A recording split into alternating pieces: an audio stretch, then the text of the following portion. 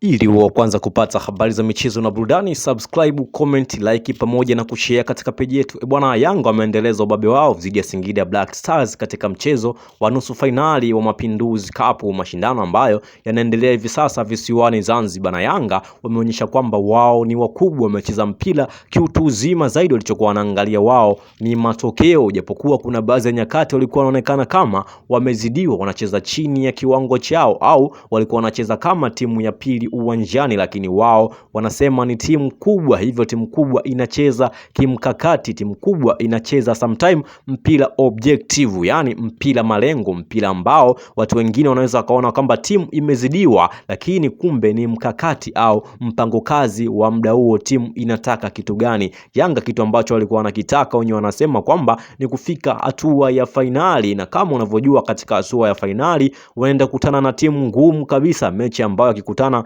Yanga na Azam inakuwa ni dabi kwelikweli. Dabi hii ni dabi ambayo watu wengi huwa wanapenda kuiangalia kwa sababu ni timu zote mbili zinakuwa zinacheza mpira wa kuvutia, mpira wa kasi, mpira wa kiufundi, mpira ambao unakuwa kila mmoja anavutiwa nao akiutazama katika macho yake. Lakini kama unavyojua bwana, Azam ameingia finali na kumsubiri Yanga. Azam alimtoa Simba kwa goli 1-0, lakini pia Yanga amemtoa Singida kwa goli 1-0. Kwa hiyo nusu finali zote zimemalizika kwa kila timu kupoteza goli 1-0. Hivyo Yanga anaingia kifua mbele akiamini kwamba yeye ni mkubwa zaidi ya Azam, lakini vile vile Azam pia anaingia kwamba akisema kwamba msimu huu anataka kombe la Mapinduzi, anataka aanze kukusanya makombe mapema kwa sababu wamemleta kocha wa makombe Florent Ibenge. Florent Ibenge kuchukua makombe ndiyo kazi yake. Azam mwenyewe ndio anasema hivyo kwamba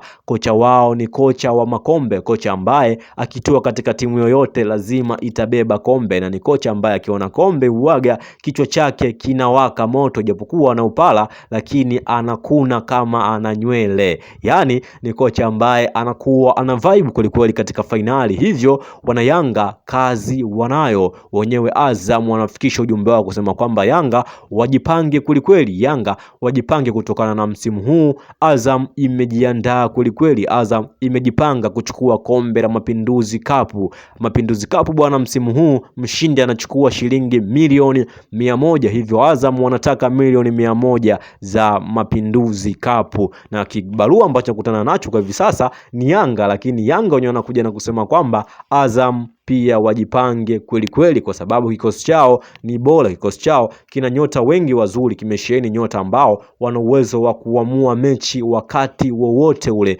wana uwezo wa kucheza mpira mkubwa, wana uwezo wa kucheza mpira wa kawaida, inategemea tu mpinzani wao atakujaje. Akija kishari basi shari atakutana nayo, akija taratibu basi tutamfunga magoli ya kitaratibu. Hao ni mabaadhi tu ya wadau wa soka, wadau ambao wanafuatilia kandanda hapa Bongo. Lakini Alikamwe amekuja na kusema kwamba msimu huu wanachukua makombe yote kama kawaida yao. Kama unavyojua bwana, katika msimu uliopita Yanga alichukua makombe mawili, kombe la ligi kuu na kombe la FA, lakini msimu huu wanasema wanataka makombe matatu. Yani ina maana kwamba ngao hawajihesabia, ngao wameachana nao wenyewe, wanaanza na Mapinduzi. Kwa hiyo Yanga ndio sehemu ambayo hapa wanasema wao ni sehemu ya kurudisha heshima ya nchi, kwa sababu nchi imepoteza heshima yake. Yanga ndio timu pekee inaweza kurudisha heshima ya nchi, kwa sababu timu zenyewe ambazo zimekutana katika mashindano haya katika hatua nusu finali,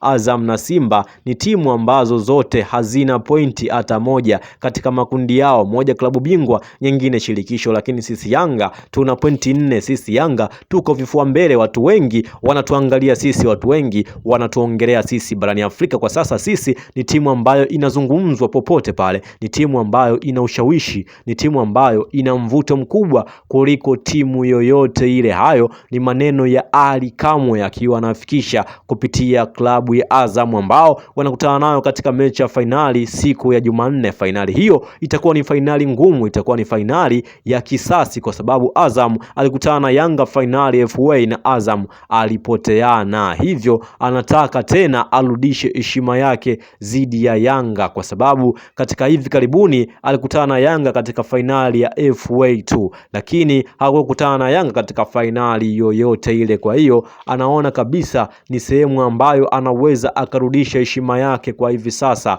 ni kumfunga Yanga ili heshima yake iendelee kurudi, ili awe mbabe wa kuzifunga timu za Kariakoo. Kama unavyojua amemfunga Simba mara 2 katika ligi kuu ya Tanzania bara na katika Mapinduzi Cup nusu finali. Hivyo anaona kwamba ni sehemu ya kupatia utamu ni kwenye hizi timu kubwa mbili kati ya Simba pamoja na Yanga. Hivyo yeye Azam mwenyewe anasema ni sehemu ambayo anaendelea kupata utamu wake, ataendelea kupata utamu kwa sababu yeye ni lambalamba. Watu ambao wanapenda kulamba atawapa walambe. Hatujui wanamaanisha nini, kama ni borkoni au ni mambo gani ambayo wanasema timu zitapewa zilambe, lakini hao bwana ni Azam, wanakuja na mbwembo zao nyingi, wanakuja na tambo zao nyingi zidi ya Young Africa. Lakini kiuhalisia Yanga ni timu bora hivi sasa katika ligi kuu ya Tanzania bara, na katika mashindano yote ambayo yanashiriki Yanga anaonyesha kwamba ni timu ambayo ina kitu tofauti na timu nyingine zote. Hivyo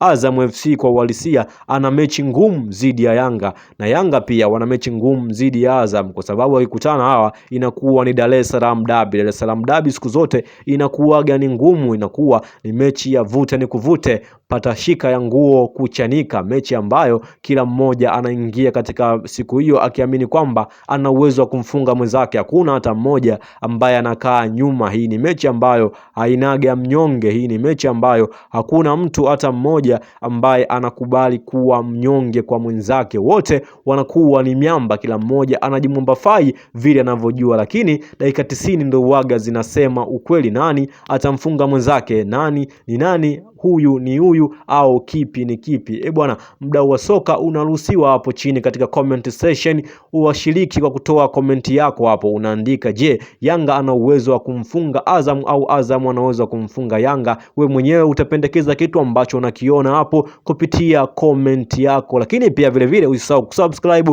na kulike katika